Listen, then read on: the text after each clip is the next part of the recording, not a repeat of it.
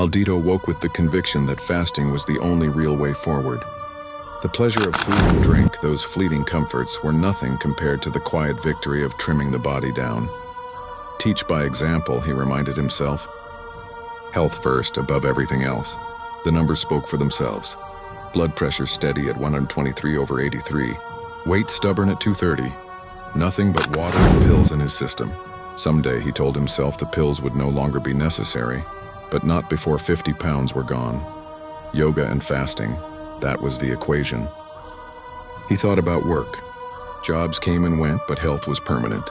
Even if everything else collapsed, the interviews, the bus company, the condo payments, he would still have his yoga mat, still have his body inching toward better shape. $2,000 a month was all it took to survive, and there were 100 ways to scrape that together. He told himself Metro Transit was in the bag.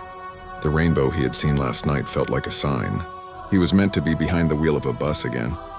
Pizza from Punch the night before had been fresh and clean, though the outing left him rattled. Being among people, being watched, it scratched at him. Easier to be in uniform, shielded by a role. Still, he promised himself he would look at people with love, even the strange ones. God only likes the real weird ones, he thought. Beauty had grown rare and loneliness was everywhere, even among the beautiful. Breakfast that morning had been heavy. Eggs, onions, oil, curry powder, coffee, muffins. Rajasic agitating. The smart watch mocked him with a higher blood pressure. 130/87.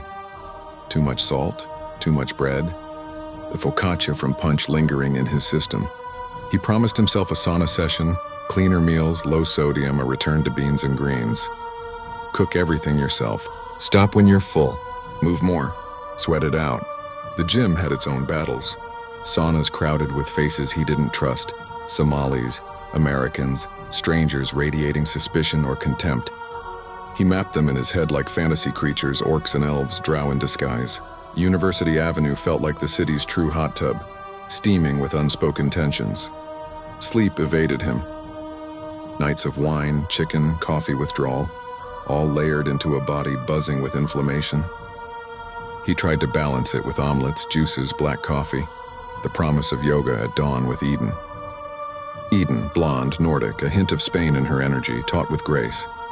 Not like the trad-wife millennial from Carpe Diem, all chatter and control. Aldito hated the performative yoga, the show-off poses. Better to find a position, hold it, breathe into it, let the lymph drain, let the parasympathetic system take over. Yoga was not sport. It was detox, it was prayer.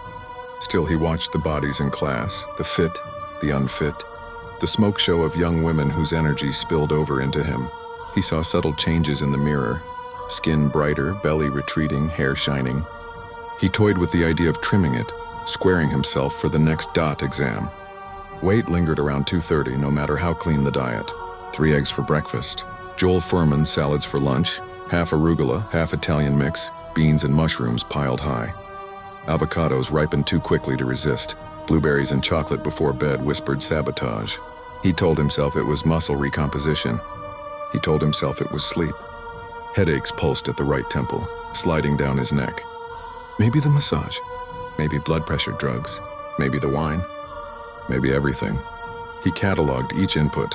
Lentil soup, black beans, kale, chicken breasts in the freezer, sourdough starter tucked away for later.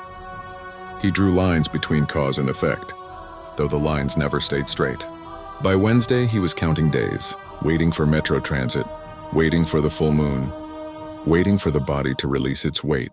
He wanted to be 225, then 222, then, ideally, below 200. That number meant freedom. That number meant no doctor would dare question him. He believed he could get there this time. Vitamins lined the counter. Ashwagandha, maca, tonkat ali, Siberian ginseng. Fish oil and berberine when money allowed. He thought about coffee, the espresso that raised his pressure, the dump it coaxed from his body, the way it might both hurt and heal. Integration was slow. The body needed time. Aldito sat down and began to calculate, recounting each meal, each calorie. He wrote it all into his phone. Lectures to himself in WhatsApp, little captain's logs of fasting, food, yoga, and faith.